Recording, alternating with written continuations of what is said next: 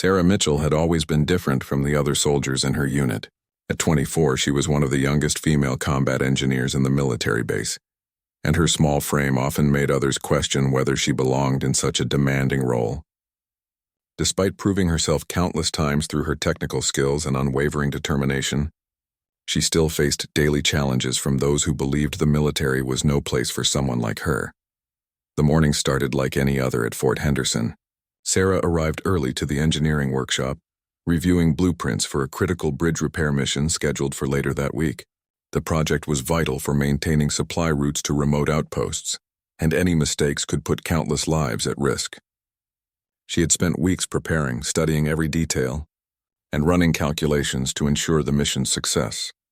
As she worked quietly at her desk, a group of male soldiers entered the workshop, their voices loud and filled with the usual morning banter. Among them was Sergeant David Collins, known for his sharp tongue and traditional views about women in combat roles. He noticed Sarah hunched over her papers and couldn't resist making a comment. "Look who's here bright and early," Collins said with a smirk. "Still trying to prove you can handle real soldier work, Mitchell?" The other soldiers chuckled, some looking uncomfortable but not willing to speak up against their sergeant. Sarah looked up briefly, her jaw tightening, but she chose to ignore the comment and return to her work. She had learned long ago that responding to such remarks only encouraged more of the same behavior. Her silence, however, seemed to embolden Collins. "I heard you volunteered for the bridge mission," he continued, moving closer to her desk. "You sure you can handle carrying all that equipment? Maybe you should stick to desk work where you belong." The workshop fell silent except for a few nervous laughs. Sarah's hands tightened around her pencil, but she remained focused on her blueprints. She had worked too hard to let comments like these derail her concentration. The bridge repair was her chance to prove once and for all that she deserved to be there. Later that morning, Sarah was called to the training yard for a routine equipment inspection. The heavy combat gear needed to be tested and calibrated before the upcoming mission. As she approached the equipment storage area, she noticed several soldiers gathered around, including Collins and his group. The inspection involved checking each piece of gear for defects and ensuring everything met safety standards. Sarah methodically went through her checklist, examining protective vests, helmets, communication devices, and specialized engineering tools. Everything appeared to be in perfect condition until she reached the climbing harness that would be essential for the bridge repair work. As she lifted the harness to examine it more closely, she noticed something troubling. One of the metal clips showed signs of stress fractures, barely visible hairline cracks that could prove catastrophic under pressure. Protocol demanded that any damaged equipment be immediately reported and replaced, but as she prepared to flag the issue, Collins appeared beside her. "Find something wrong with your gear, Mitchell?" he asked mockingly. "Or are you just looking for an excuse to back out of the mission?" "The harness has stress fractures," Sarah replied professionally, pointing to the damaged clip. "It needs to be replaced before anyone uses it." Collins examined the harness briefly and shrugged. "Looks fine to me. Those are just normal wear marks. You're being overly cautious, typical of someone who doesn't understand real field conditions." Other soldiers gathered around to look, and most agreed with Collins, either genuinely unable to see the subtle damage or unwilling to contradict their sergeant. Sarah found herself in an impossible situation. She knew the equipment was dangerous, but challenging Collins publicly could be seen as insubordination. "I'm filing a safety report," Sarah said firmly. "This equipment should not be used until it's properly inspected by a qualified technician." The group erupted in laughter. "She's afraid of a little scratch on the metal," one soldier called out. "No wonder women shouldn't be in combat roles." "Maybe you should transfer to administration," Collins added. "Leave the dangerous work to people who can handle it." Sarah felt her face burn with embarrassment and anger, but she stood her ground. Safety protocols existed for a reason, and she wouldn't compromise them regardless of the social consequences. She completed her report and submitted it to the appropriate channels, knowing it would likely be dismissed or delayed. As the day progressed, word spread throughout the base about Sarah's overreaction to the equipment inspection. During lunch, she overheard conversations at nearby tables, with soldiers discussing how she was too scared to use standard gear and questioning whether she had the courage for actual combat missions. The situation reached its peak during the afternoon training exercise. The unit was practicing rapid deployment scenarios, and Sarah was assigned to demonstrate proper equipment setup procedures. As she began her presentation, several soldiers in the audience started whispering and snickering. "Make sure you check everything 3 times," Collins called out loudly. "We don't want Mitchell here getting scared of shadows again." The training officer, Lieutenant Rodriguez, tried to maintain order, but the damage was done. Sarah continued her demonstration with professional composure, but the mocking comments and laughter continued throughout the session. By the time she finished, her confidence was shaken, and doubt began creeping into her mind. That evening, Sarah sat alone in her quarters, reviewing the events of the day. She questioned whether she had made the right decision about the harness, wondering if perhaps she had been too cautious. The constant ridicule was wearing her down, making her second-guess her abilities and judgment.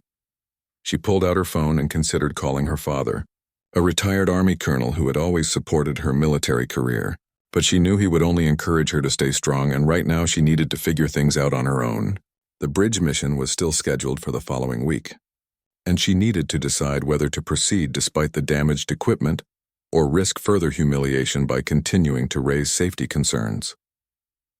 As she prepared for bed, Sarah made a decision that would change everything. She would not only continue with the mission, but would also document every aspect of the safety issues she had identified.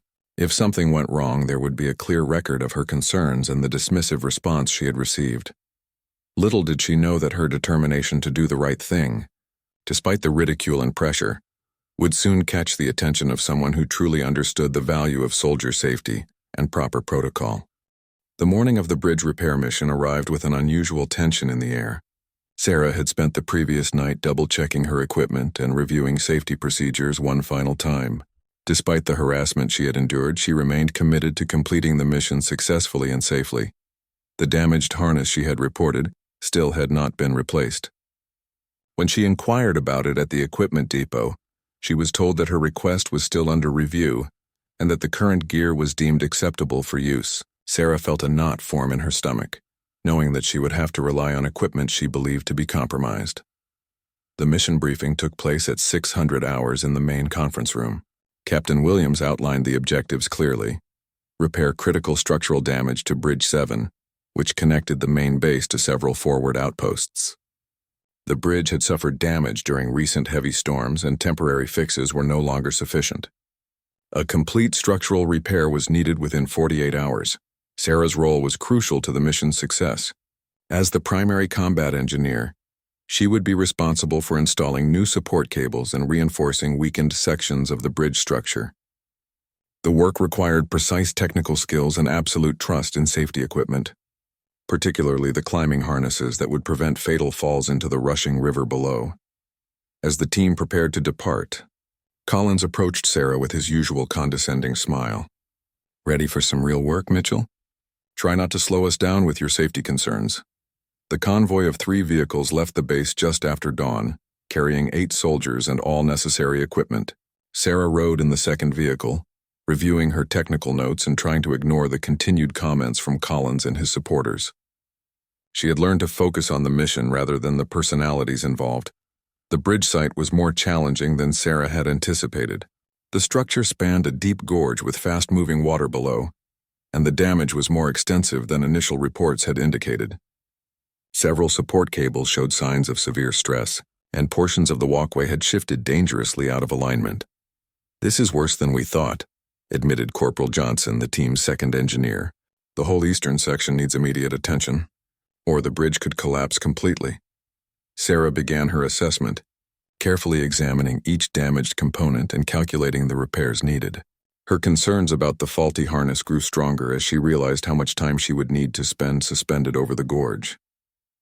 The stress fractures she had identified could fail at any moment under the dynamic loads of active repair work.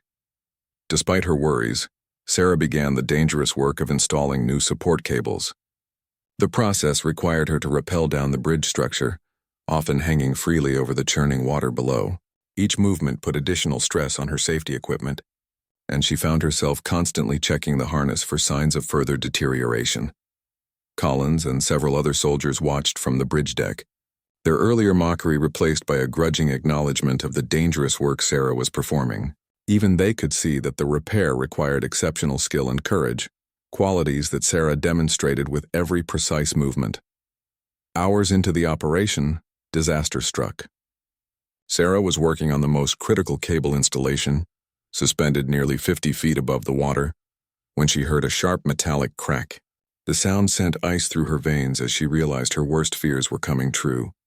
The stress fracture in her harness clip had begun to spread under the repeated loading and unloading of her weight. The crack was now visible to the naked eye, and Sarah could feel the equipment beginning to fail.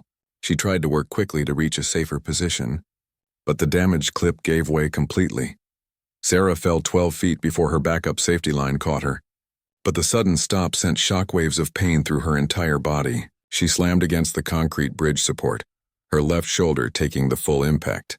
The pain was immediate and intense, indicating serious injury. "Mitchell's down," shouted Corporal Johnson, rushing to the edge of the bridge. "She's hurt bad." The rescue operation took nearly 30 minutes as the team worked to safely raise Sarah back to the bridge deck. During the entire process, she remained conscious but in obvious agony, her left arm hanging at an unnatural angle and her face pale with shock. When they finally got her to safety, the extent of her injuries became clear. Her shoulder was dislocated, and she had sustained multiple contusions and abrasions from the impact.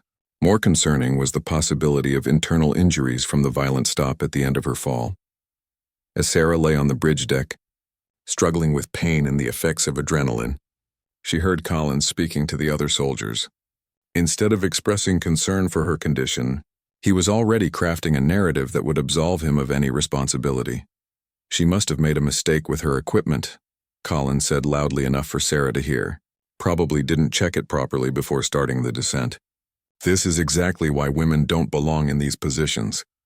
Several soldiers began nodding in agreement, accepting Collins' explanation without question. The idea that faulty equipment might be responsible never entered their discussion. Instead, they focused on Sarah's supposed incompetence and used her accident as evidence supporting their existing prejudices. "I knew something like this would happen," added another soldier. "She was always too nervous about the gear.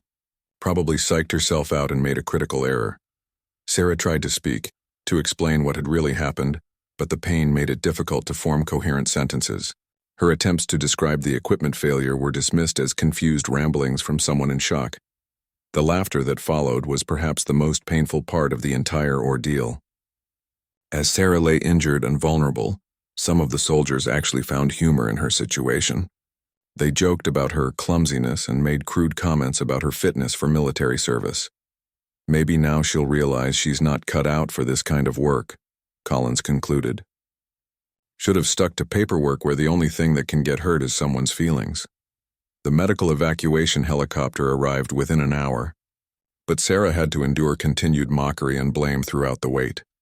Even as the medics worked to stabilize her injuries and prepare her for transport, she could hear soldiers discussing how her failure had jeopardized the entire mission. As the helicopter lifted off, carrying Sarah toward the base hospital, she closed her eyes and tried to block out the pain and humiliation. She knew that by the time she returned to duty, the story would have spread throughout the entire base, probably with additional embellishments that made her look even more incompetent.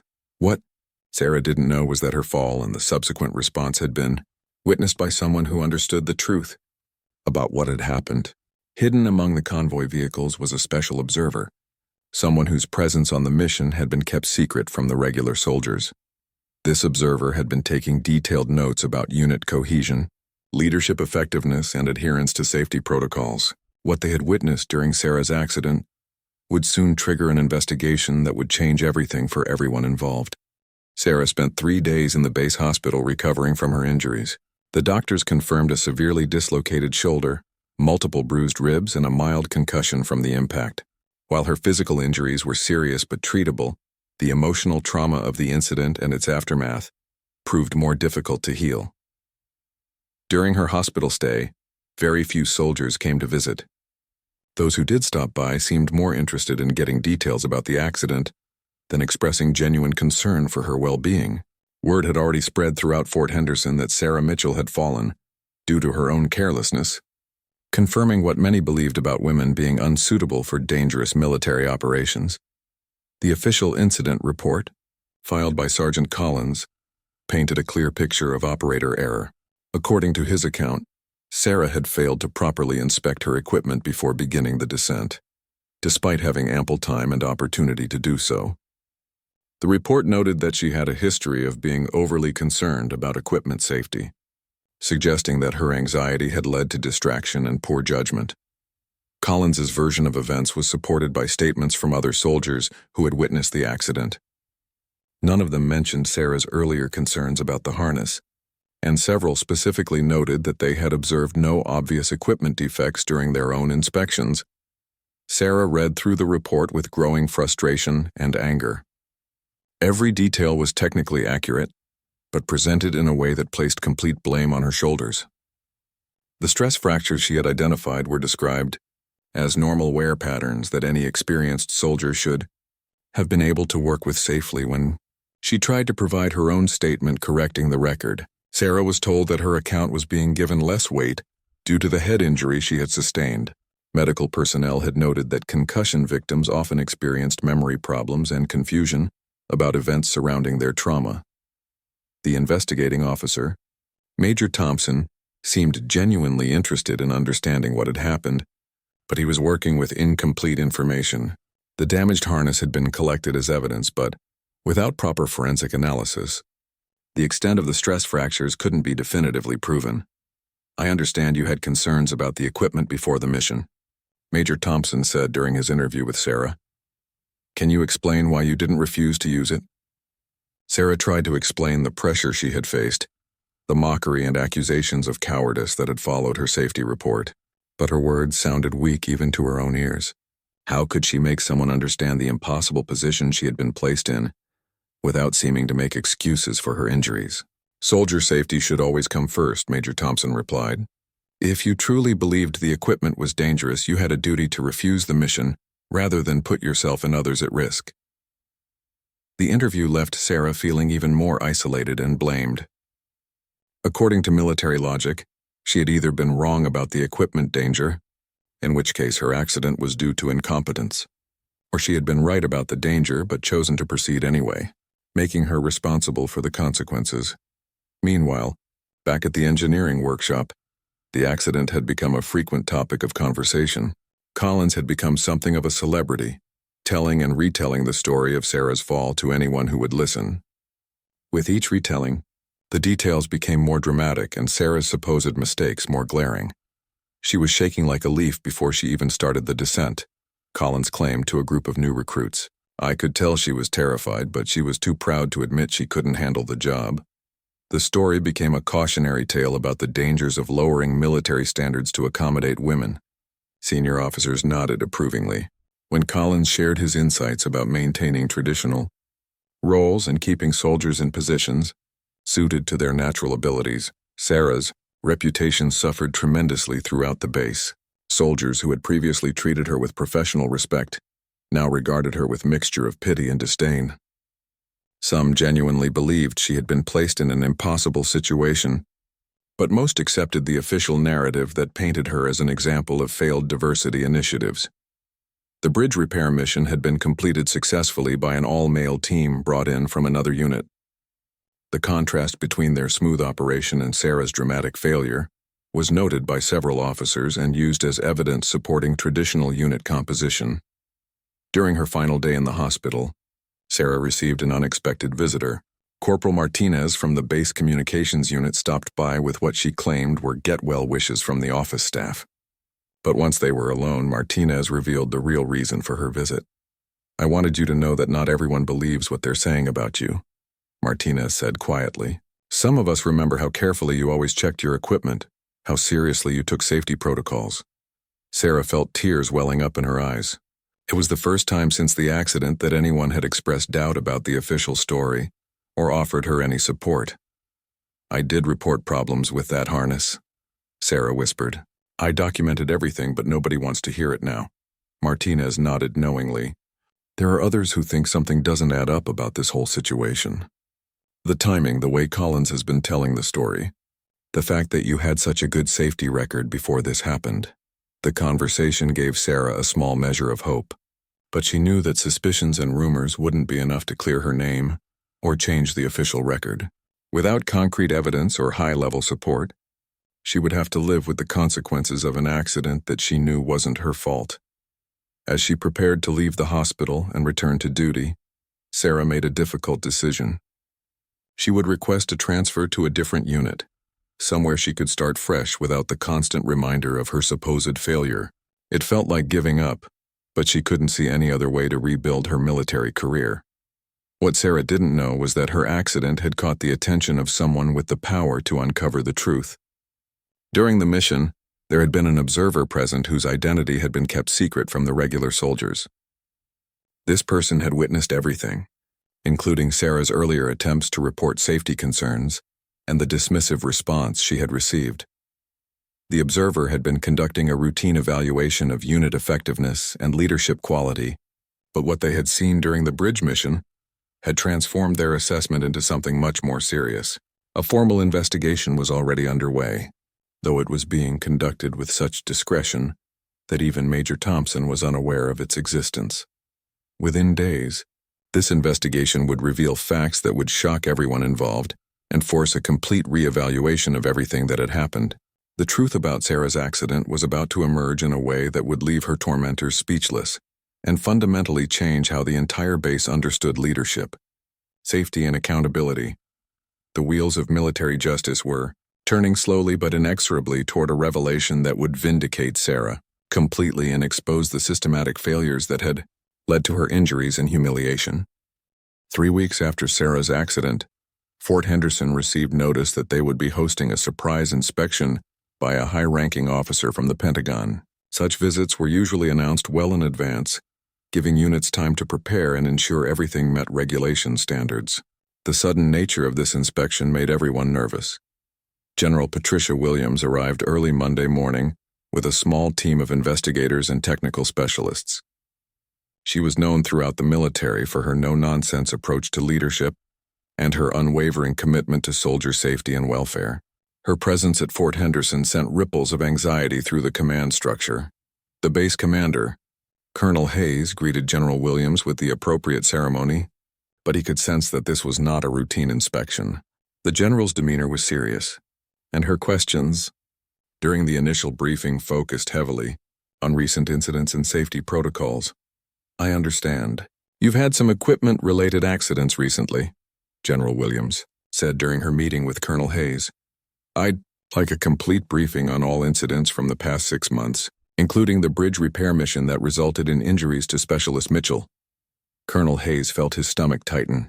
He had hoped the Sarah Mitchell incident had been resolved quietly and wouldn't attract attention from higher command. The official report had been filed and accepted, with no indication that further investigation was warranted.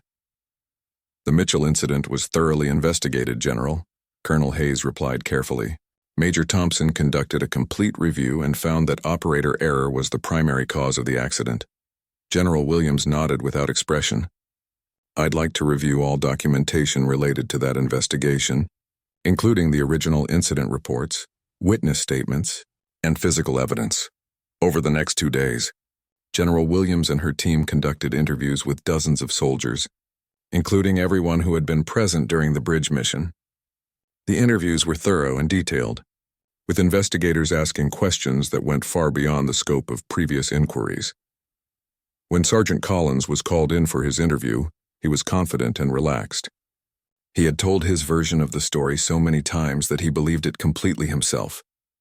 The general would simply be another audience for his account of Sarah's incompetence and the vindication of his views about women in combat roles. "Tell me about Specialist Mitchell's performance leading up to the accident," General Williams requested. Collins launched into his familiar narrative about Sarah's anxiety, her supposed overreaction to normal equipment wear, and her general unsuitability for dangerous missions. He painted a picture of a soldier who was fundamentally unqualified for her position and whose accident was inevitable. "You mentioned that Specialist Mitchell had concerns about her safety equipment," the general noted. "What was your assessment of those concerns?" "Complete overreaction, ma'am," Collins replied confidently. "She was looking for problems that weren't there, probably hoping to find an excuse to avoid the mission. The equipment was perfectly serviceable, General Williams consulted her notes carefully. Were you aware that Specialist Mitchell had filed formal safety reports about defective equipment on 3 separate occasions over the past year? Collins hesitated for the first time during the interview. He hadn't expected the general to have such detailed information about Sarah's service record. I might have heard something about that, ma'am, but I believed those reports were also examples of excessive caution. And were you aware that in all 3 cases, Specialist Mitchell's concerns were eventually validated by technical specialists, resulting in the removal of dangerous equipment from service? The blood drained from Collins's face. He had never bothered to follow up on Sarah's previous safety reports, assuming they had been dismissed as unfounded. The idea that she had been right before cast a very different light on her concerns about the harness. No, ma'am. I was not aware of that, Collins admitted quietly. General Williams continued her methodical questioning, revealing detail after detail that contradicted the official narrative. She had records of Sarah's exemplary safety record, documentation of the harassment she had endured, and most damaging of all, testimony from the observer who had been present during the mission. The observer, it turned out, had been Master Sergeant Kelly Rodriguez, a veteran safety specialist who had been conducting an undercover evaluation of unit procedures. Rodriguez had witnessed the entire sequence of events, from Sarah's initial equipment concerns through the aftermath of her accident. Master Sergeant Rodriguez reported that Specialist Mitchell had correctly identified significant stress fractures in her safety harness, General Williams informed Collins. She also reported that these concerns were dismissed by unit leadership without proper investigation. Collins felt the walls closing in around him. Everything he had said during the interview was being contradicted by documented evidence and credible witness testimony. His confident narrative was crumbling under the weight of facts he had been unaware of. Furthermore, the general continued, forensic analysis of the damaged harness has confirmed that the equipment failure was catastrophic and would have been obvious to anyone with proper training in equipment inspection. The interview with Collins lasted 3 hours, during which General Williams methodically dismantled every aspect of his version of events. By the end, Collins was sweating profusely and could barely maintain eye contact with the general. Similar interviews were conducted with every soldier who had been present during the mission or who had participated in the subsequent mockery of Sarah's injuries. Many of them had simply repeated what they had heard from Collins, but their willingness to accept and spread false information was itself a serious breach of military professionalism. The most damaging testimony came from soldiers who admitted they had heard Sarah raising safety concerns but had chosen to remain silent, rather than support her against popular opinion. Their failure to speak up had contributed directly to the dangerous conditions that led to her injuries. General Williams also interviewed several female soldiers who described a pattern of harassment and discrimination that went far beyond the single incident involving Sarah. They painted a picture of a unit culture that systematically undermined women's credibility and created dangerous situations through the suppression of legitimate safety concerns. During her interview with Major Thompson, the investigating officer, General Williams, revealed the extent of the failures in his original investigation. He had relied entirely on witness statements without conducting proper forensic analysis or considering the documented history that contradicted those statements. Did you review Specialist Mitchell's previous safety reports before concluding that her concerns were unfounded? The general asked. Major Thompson shifted uncomfortably. I was not made aware that such reports existed, ma'am. Did you interview the personnel who had dismissed her equipment concerns to understand their reasoning? No, ma'am. I accepted their statements at face value. The systematic failures in the investigation were as serious as the original incident itself. Major Thompson's investigation had been superficial and biased, accepting popular opinion rather than seeking objective truth. As General Williams prepared her final report, she realized that the problems at Fort Henderson went far beyond a single accident or even a single unit. The culture that had led to Sarah's injuries was symptomatic of broader issues that threatened the safety and effectiveness of military operations. The general's findings would soon shock everyone at the base, from the newest recruits to the commanding officers. The truth about Sarah's accident would expose a web of incompetence, prejudice, and systemic failure that reached into every level of the unit's leadership structure. Those who had laughed at Sarah's injuries were about to discover that their actions had been witnessed and documented by someone with the authority to hold them accountable for their failures. The morning of Friday brought an unusual summons that sent shockwaves through Fort Henderson. Every soldier who had been present during the bridge mission, along with key personnel involved in the subsequent investigation and response, was ordered to report to the main auditorium at 800 hours. The directive came directly from General Williams' office and carried the weight of absolute authority. Sarah Mitchell, who had returned to limited duty the previous week, was among those summoned. She had spent her recovery period working in administrative roles, filing reports and organizing supply inventories while her shoulder healed. The constant whispers and sideways glances from other soldiers had made her daily routine a constant reminder of her supposed failure and professional disgrace. As soldiers filed into the auditorium, the atmosphere was tense with uncertainty. Rumors had been circulating about the general's investigation, but nobody knew exactly what had been discovered or what consequences might follow. Sergeant Collins appeared particularly nervous, his usual swagger replaced by obvious anxiety. Colonel Hayes entered the auditorium first, his face grave and his posture rigid with barely controlled stress. Behind him came General Williams, accompanied by her investigation team and several other high-ranking officers whose presence indicated the seriousness of the proceedings. General Williams approached the podium with the measured pace of someone carrying heavy responsibilities. Her expression revealed nothing as she surveyed the assembled soldiers, but those who knew her reputation understood that her calm demeanor often preceded devastating revelations. Over the past week, General Williams began, her voice carrying clearly through the auditorium. My team has conducted a comprehensive investigation into the incident that occurred during the bridge repair mission 3 weeks ago. What we have discovered represents a fundamental failure of military professionalism, leadership, and basic human decency. The auditorium fell completely silent. Even the usual shuffling and coughing that accompanied large gatherings stopped as every person present focused entirely on the general's words. Specialist Sarah Mitchell did not fall from that bridge due to her own incompetence or carelessness, the general continued. She fell because she was using defective safety equipment that she had correctly identified as dangerous but was forced to use anyway due to the negligence and arrogance of her superiors. Collins felt his face burning with shame as he realized that his version of events was about to be publicly demolished. Around him, other soldiers who had participated in mocking Sarah began to shift uncomfortably in their seats. General Williams gestured to one of her technical specialists, who activated a large screen displaying detailed photographs of the damaged harness.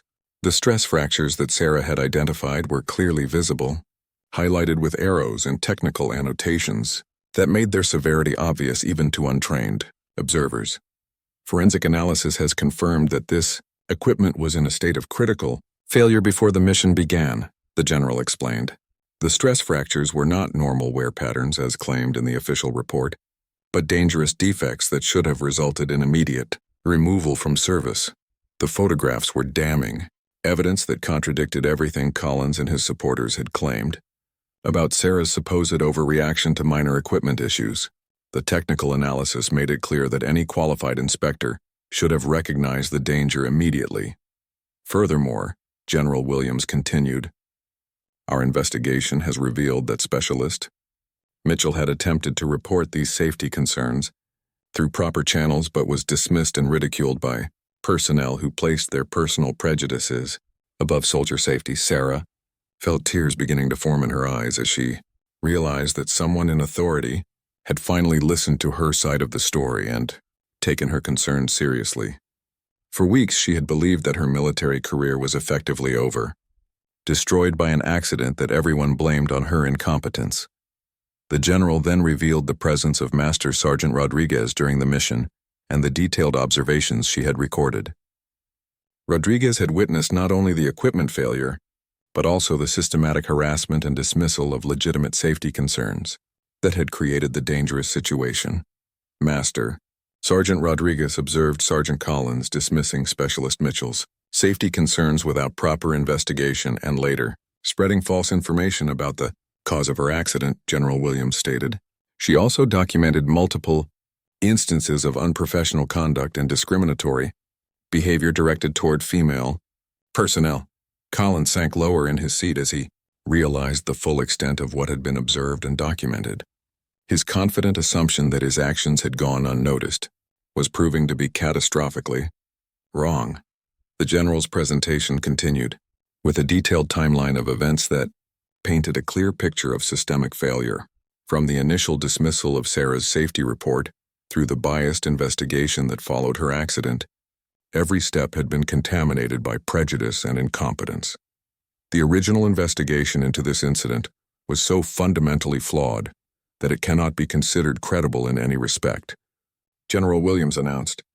Major Thompson failed to examine crucial evidence, ignored relevant documentation, and accepted witness statements without verification or corroboration. Major Thompson, who was present in the auditorium, felt his career prospects evaporating as the general systematically destroyed the credibility of his investigation. He had thought he was conducting a thorough inquiry, but it was now clear that his biases had blinded him to obvious evidence. The most shocking revelation came when General Williams addressed the response to Sarah's injuries. She had documented recordings of the laughter and mockery that had followed the accident, including specific quotes from soldiers who had found humor in their comrades' pain and suffering. Multiple witnesses have confirmed that Specialist Mitchell's injuries were treated as a source of entertainment rather than concern, the general said, her voice hardening with anger. Soldiers who had sworn an oath to support their comrades instead chose to mock and humiliate someone who was suffering due to their own failures. The auditorium was completely silent now, with many soldiers staring at the floor in shame as they realized their participation in Sarah's humiliation was being exposed to the highest levels of military command. The culture of casual cruelty that had seemed harmless was being revealed as a serious breach of military values. General Williams then turned her attention directly to the individuals who had been most responsible for the failures. She called out Collins, Major Thompson, and several others by name, detailing their specific actions and the consequences that would follow. Sergeant Collins, your dismissal of legitimate safety concerns and subsequent spreading of false information represents a fundamental failure of leadership that endangered the lives of soldiers under your influence. You will face disciplinary action that may include reduction in rank and reassignment. Collins felt his world collapsing around him as he realized that his military career was effectively over. The confident narrative he had constructed about Sarah's incompetence had been revealed as a dangerous lie that had nearly cost a soldier her life. The general's final words were directed at the entire unit, emphasizing that the failures exposed by this investigation were symptomatic of broader cultural problems that would not be tolerated under her command. The military depends on trust, competence, and mutual support among all personnel regardless of gender, race, or background, she concluded. Anyone who cannot meet these basic standards has no place in the United States Armed Forces. As the assembly ended and soldiers filed out of the auditorium, the atmosphere was dramatically different from when they had entered. The easy assumptions and casual prejudices that had seemed normal just hours before were now revealed as dangerous failures that carried serious consequences. The days following General Williams' devastating revelation transformed Fort Henderson completely. The comfortable assumptions and casual prejudices that had defined the base culture were shattered, replaced by an atmosphere of accountability and reflection that touched every aspect of military life. Sergeant Collins found himself facing a court-martial for negligence and conduct unbecoming of a non-commissioned officer. His military career, which he had assumed was secure and advancing, was effectively over. The man who had once confidently dismissed Sarah's safety concerns now spent his days in administrative limbo, awaiting the formal proceedings that would determine his fate. Major Thompson was relieved of his investigative duties and faced disciplinary action for his failure to conduct a proper inquiry. His superficial investigation had not only failed to uncover the truth but had actually perpetuated dangerous falsehoods that could have led to future accidents and injuries. The ripple effects extended far beyond the individuals directly involved in Sarah's case. General Williams ordered a comprehensive review of all safety protocols and equipment inspection procedures at Fort Henderson.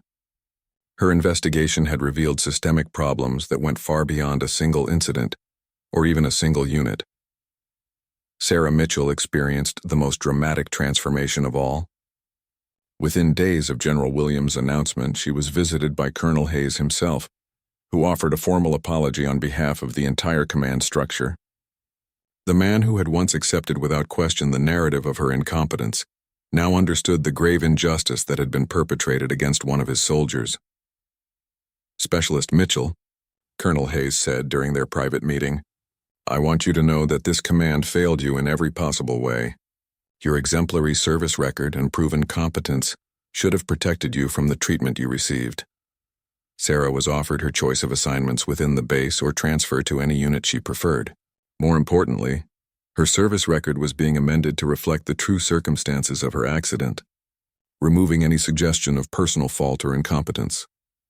The damaged harness that had nearly cost Sarah her life became the centerpiece of a new safety training program implemented throughout the base.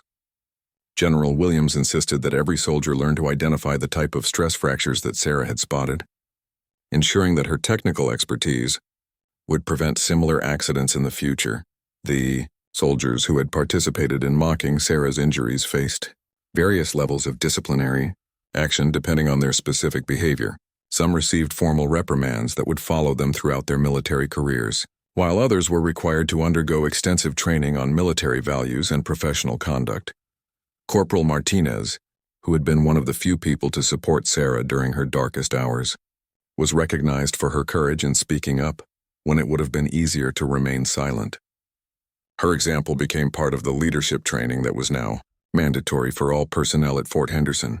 The base established a new protocol for reporting safety concerns that ensured all reports would be taken seriously and investigated by qualified technical specialists rather than dismissed by personnel without appropriate expertise. Sarah's experience had shown how dangerous it could be when safety decisions were made based on politics rather than facts. General Williams remained at Fort Henderson for 2 additional weeks, personally overseeing the implementation of new policies and procedures. Her presence sent a clear message throughout the military command structure that the problems uncovered at the base were being taken seriously at the highest levels. During one of her final meetings with Sarah, General Williams shared insights that helped put the entire experience in perspective. "Specialist Mitchell, what you endured was completely unacceptable, but your response to that treatment demonstrated exactly the kind of character and professionalism that makes our military strong." Sarah had initially considered leaving the military entirely, feeling that her trust in the system had been too badly damaged to continue serving. But the support she received following General Williams's investigation helped restore her faith in the institution's ability to correct its mistakes and protect its people. The bridge that had been the site of Sarah's accident was eventually renamed in her honor, serving as a permanent reminder of the importance of taking safety concerns seriously, regardless of who raises them. The Mitchell Bridge became a symbol of the positive changes that had emerged from a traumatic experience. 6 months after the accident, Sarah was promoted to sergeant and assigned to lead a new unit, focused on safety training and equipment inspection. Her technical expertise and hard-won experience made her uniquely qualified to prevent other soldiers from experiencing what she had endured. The soldiers who had once laughed at her injuries now looked at her with genuine respect and admiration. They had learned, some through painful experience, that true military strength came from supporting rather than undermining their fellow soldiers. Collins, meanwhile, was ultimately discharged from the military after his court-martial conviction. The man who had once proclaimed that women didn't belong in combat roles found himself excluded from the military entirely due to his own failures of character and competence. The transformation at Fort Henderson became a model for other military installations facing similar cultural challenges. General Williams's investigation report was distributed throughout the military as an example of how serious problems could be identified, addressed, and prevented through proper leadership and accountability. Sarah's story spread beyond Fort Henderson, inspiring other military personnel who had faced discrimination or had their safety concerns dismissed. Her courage in continuing to serve despite the treatment she had received became an example of the resilience and dedication that defined the best of military service. Years later, when Sarah reflected on her experience, she realized that the accident and its aftermath had ultimately made her a better soldier and leader. The painful lessons she had learned about speaking up for safety and supporting fellow soldiers became central to her approach to military service. The general's reaction had indeed left everyone speechless, but more importantly, it had created lasting changes that made Fort Henderson a safer and more professional environment for all soldiers. Sarah's injuries, while traumatic, had ultimately led to reforms that would protect countless others from similar experiences. The laughter that had once echoed through the base when Sarah was hurt was replaced by a culture of mutual respect and support that honored the best traditions of military service. Those who had mocked her pain learned too late that true strength lay not in tearing others down, but in building them up, a lesson that would stay with them long after their military careers had ended.